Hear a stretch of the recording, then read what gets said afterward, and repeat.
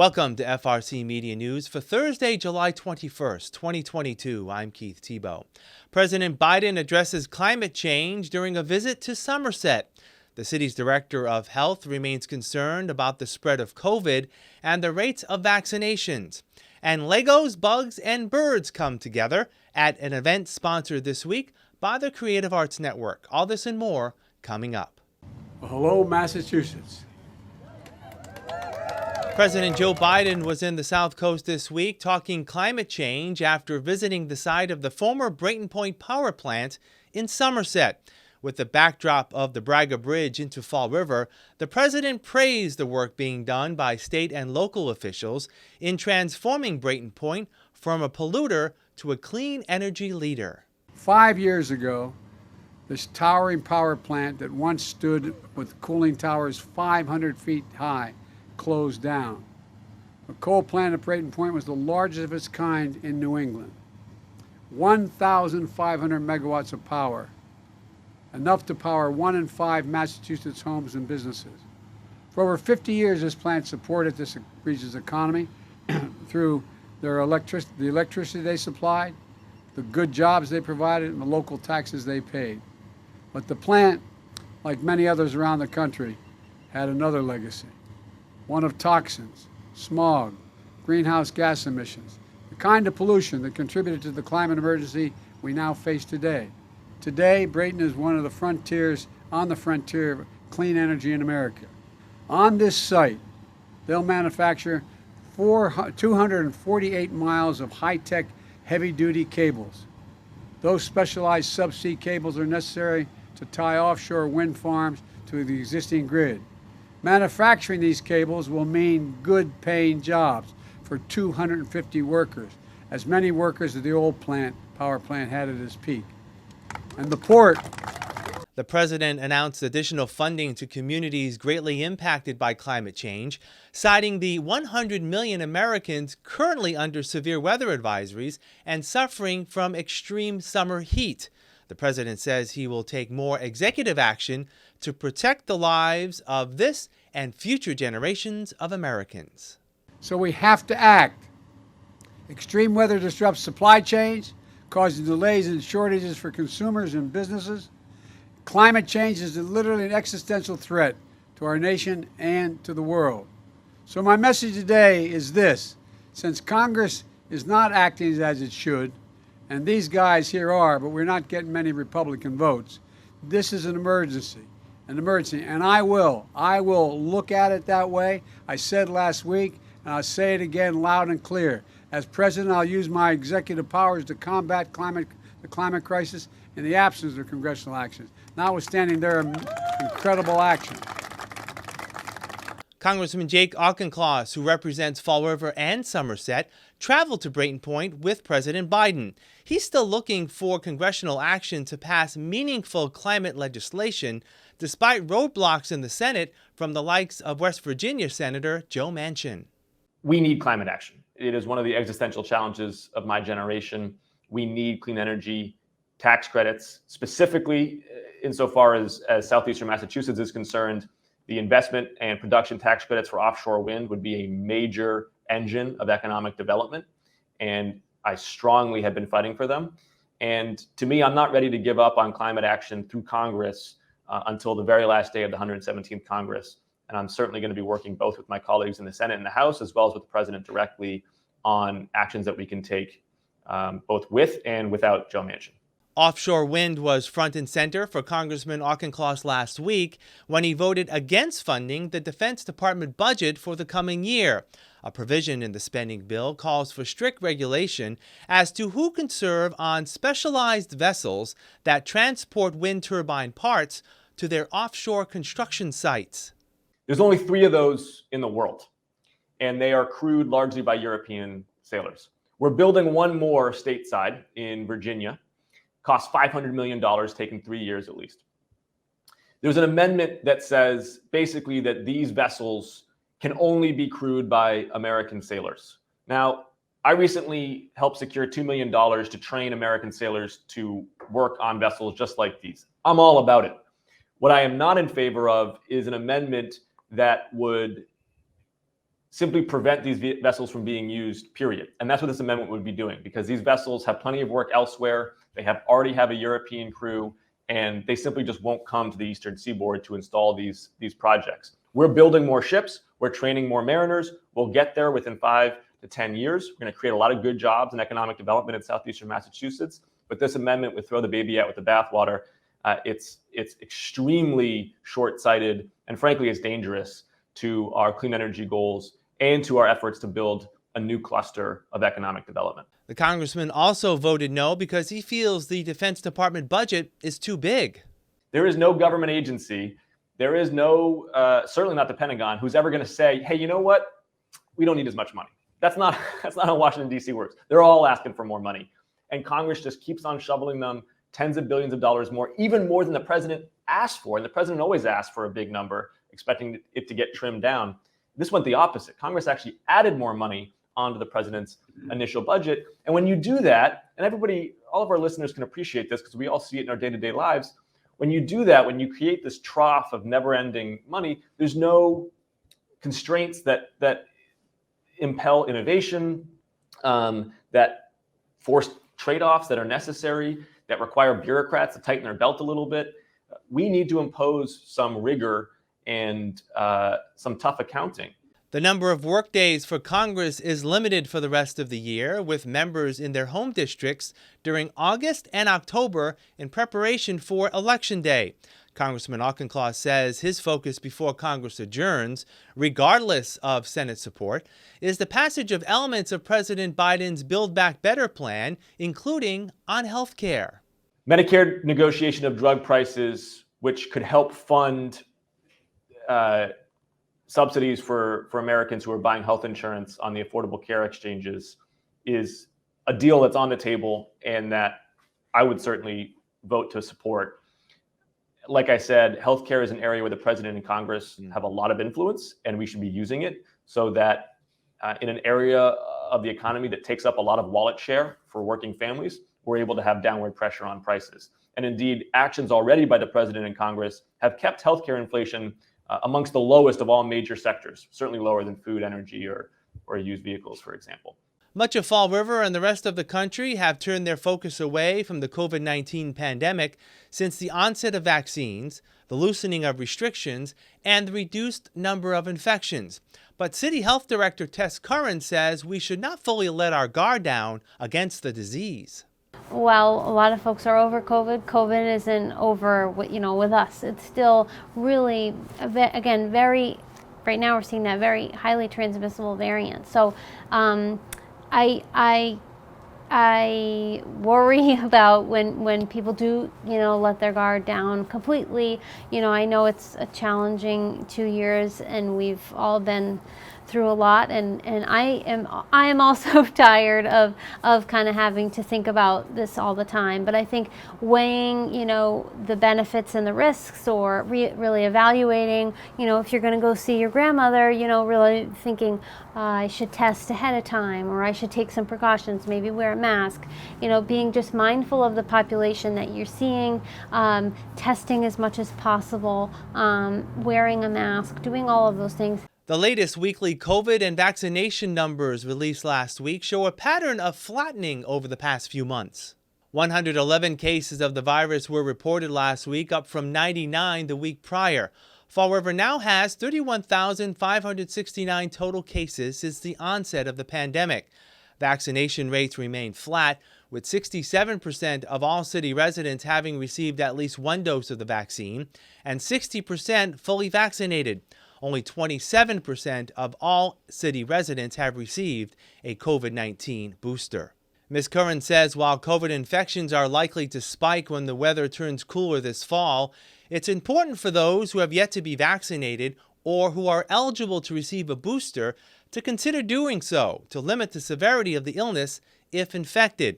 She says so far the city has seen very low rates of vaccinations among the newest category of individuals eligible to receive a vaccine, children under the age of 5.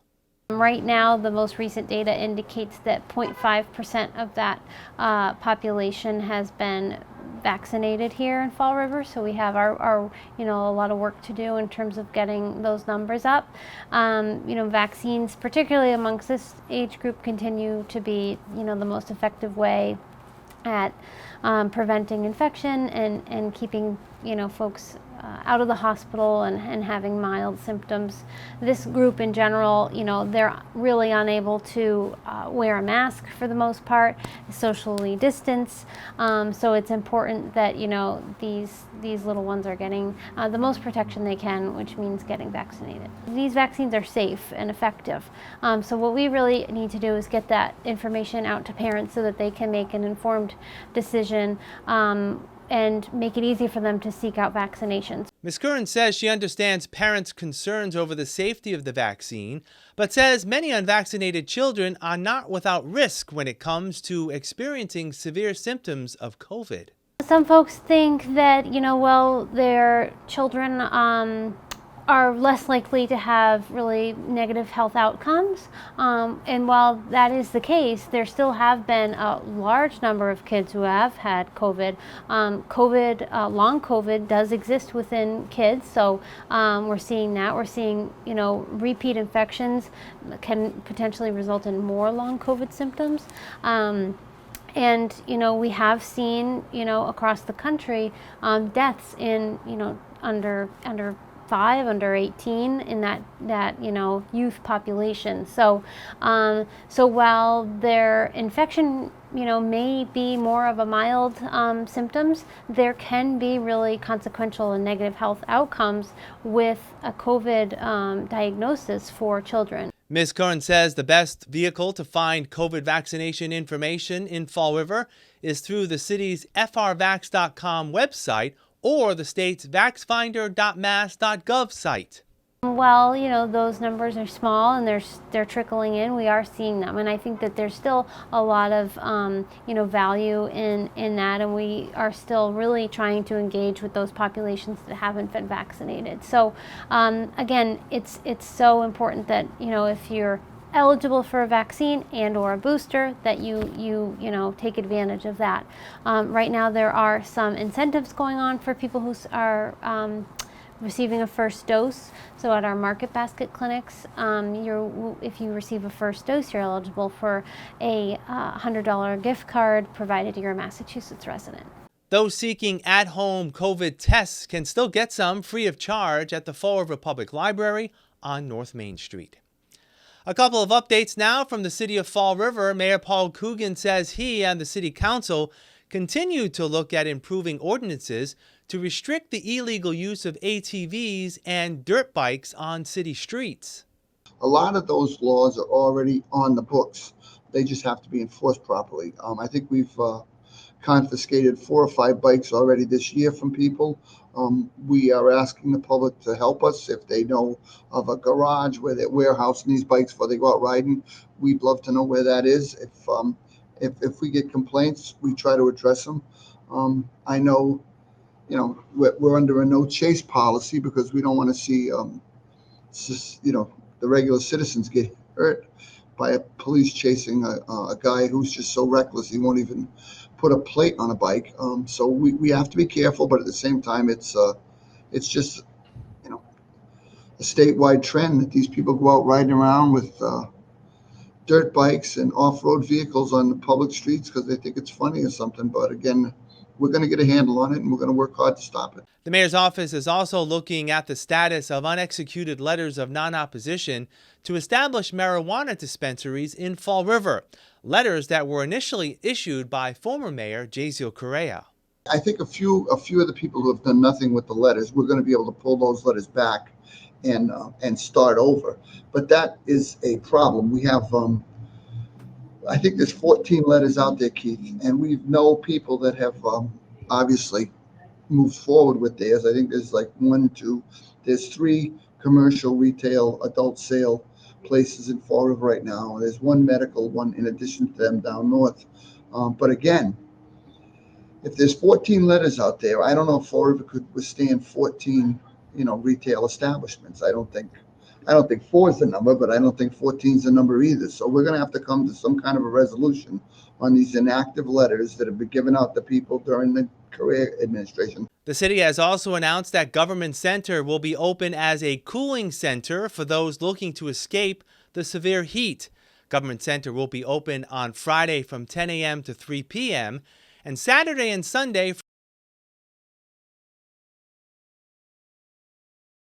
from noon to 4 p.m.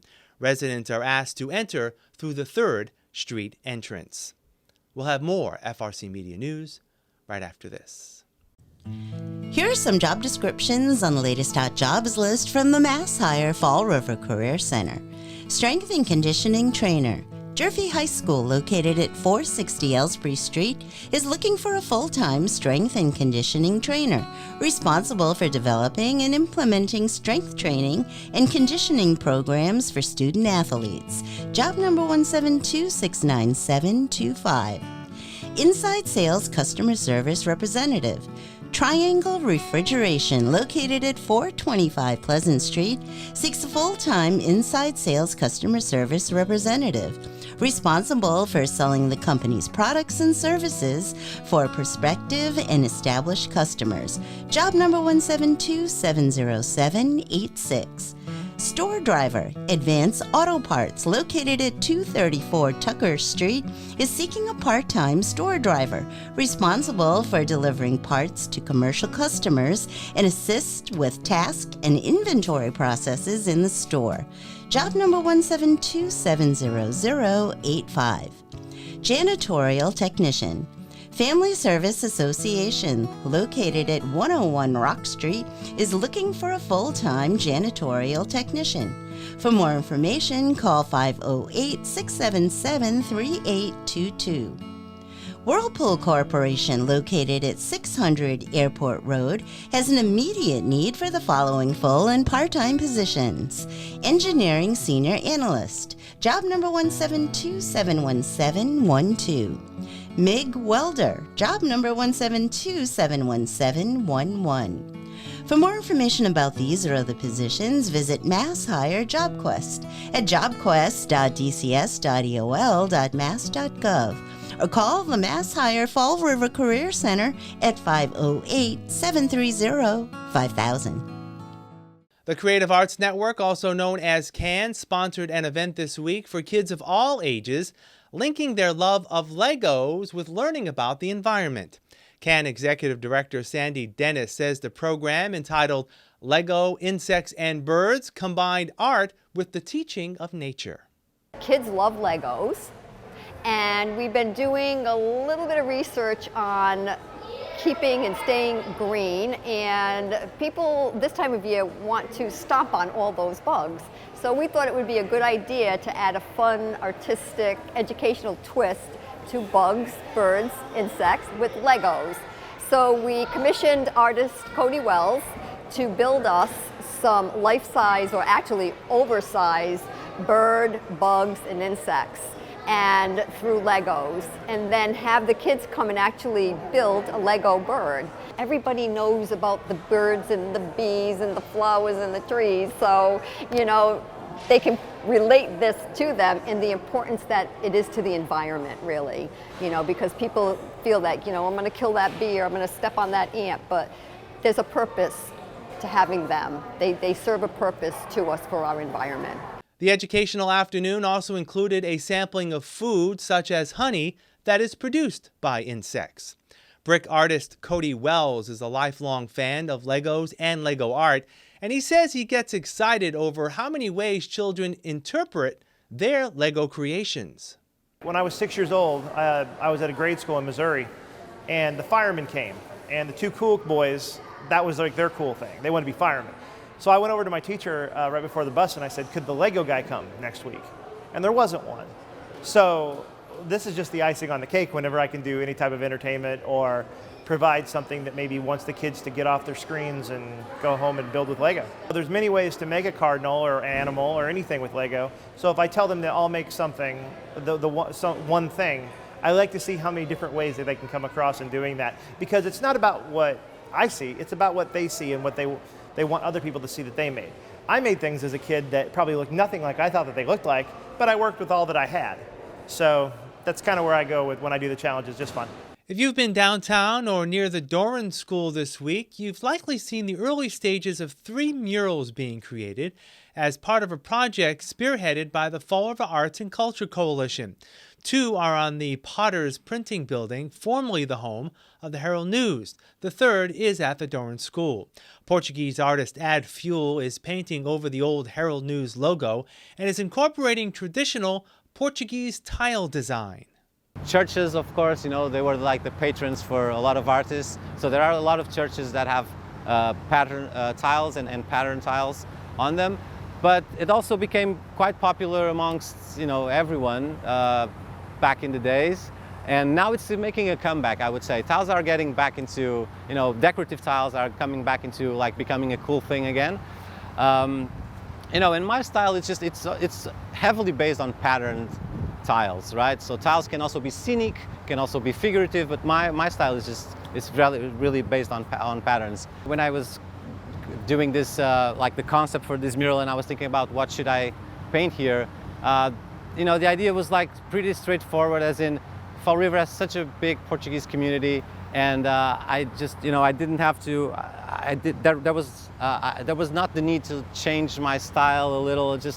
I just kept it like the traditional, let's say, Ad Fuel, blue and white style that, connects a lot to the Portuguese styles, because it's just, so I felt like the big Portuguese presence here, so I just wanted to create something that would connect to the Portuguese community in that sense. The other mural on the lower part of the building is being created by artist Chris Peniston. He plans to integrate the history of the city's needle trades into his piece. I'm working with a series of block printed fabrics that I found that came from one of the mills that used to be on the street from the early 1900s. They were early block printed fabrics that were produced. So while Fall River was a huge textile producer, they were also I guess very early on in the printed textile game as well. So it's kind of honoring that heritage in a very graphic and kind of bold way, taking these print patterns or block prints and blowing them up, very, very large. And these are all in the possession of the Fall River Historical Society. They have a huge collection of swatch books and stuff like that. These were pulled from the collection that they have online, which I believe is like Women in History or Women in the Workplace in Fall River. At the Doran School, portrait artist Kevin Leto is creating a piece that partners with Doran students and those performing a similar mural project in Colombia. I photographed some of the kids here, and I chose one that I chose the photo that worked the best for the idea that I want to implement. So the idea of this mural is we're trying to find common ground between the children here and the children in Colombia. And since we have we're all both by the water, I decided to photograph one of the children here in the water. So I wanted to encapsulate this, the area here with a child who's from here, because it's a very diverse area. The child I chose was actually, it's actually hard to pinpoint, what ethnicity she is, which is great for this because it could symbolize a lot of different people. Finally, the city is remembering former city councilor and mayor Dan Bogan, who passed away last weekend. Mr. Bogan was a city councilor for 22 years, 14 of which were as council president. He served as mayor for a little over a year in late 1990 after Mayor Carlton Viveris resigned to become clerk magistrate of the Southeastern Housing Court. In private life, Mr. Bogan was the longtime owner and CEO of Borden Remington Corporation, located on the waterfront. Mr. Bogan was 89 years old. We'll have more FRC Media News right after this. Welcome to Hot Dogs and Cool Cats. Not only do we have cats and dogs here, but we also have bunnies, and we're going to be showing you 5 of them. The first one is named Quartz. It's a English lop. Quartz is a very, very independent bunny. He doesn't like being handled too much. Here we have Forrest. He is an American bunny. He is very loving, loves to be pet. He's a really good temperament. These guys are also great as first pets. So if you are interested, you can come down and see Forrest. And this is Theodore. He is a Havana dwarf bunny. He's very sweet, loves to be handled. He'd be a great first-time pet for children. Here we have Snickers. He or she is a American/dwarf bunny. Could also do meets with these bunnies if you have bunnies at home and see if they would be a match for you. And here we have Raven. She is an American bunny as well. If you are interested in any of our rabbits, you can come by the shelter, Forever Paws Animal Shelter. So come on down and meet all of our bunnies. This is Beamer. Beamer is 9 years old, so he's a little bit of an older boy, but he's still got a lot of life in him, and he's a fun boy to have around. He does have a poultry allergy, so he can't have anything that has poultry in it. So when he came in, he had some pretty bad ear infections. We have been giving him medication and treating it for him. As a result, unfortunately, it kind of seems like he will have chronic ear infections, and it kind of seems like he will forever have hearing loss. If you are interested in Beamer, you can come to Forever Paws and come meet him. Come down and meet Mr. Beamer. He is a fun boy and he would love to meet you guys. Hello there, boys and girls, moms and dads. I have a very grand announcement for all of you today. On August 1st at 11 a.m. here at the Fall River Public Library, we are going to celebrate Harry Potter's birthday. That's right, and if you'd like to come, all you have to do is come down to the library and pick up your very own invitation to the party. Now, at the party, we will be hatching dragon eggs and making edible magic wands, and you can make your very own golden snitch. Oh yes, and one more thing. Make sure you wear your very best wizard wardrobe, because the best wizard wardrobe is going to win a grand prize. That's right. So listen, August 1st, 11 a.m. at the Fall River Public Library. Make sure you come down here first to pick up your very own invitation to the party, and I'll see you there. That's all for this edition of FRC Media News. Please visit our website, frmedia.org, for all the latest news and local information. FRC Media News airs Thursdays at 6 p.m. and Fridays at 5:30 p.m. For all of us here at FRC Media News, I'm Keith Tebow. Have a great weekend. We'll see you next Thursday.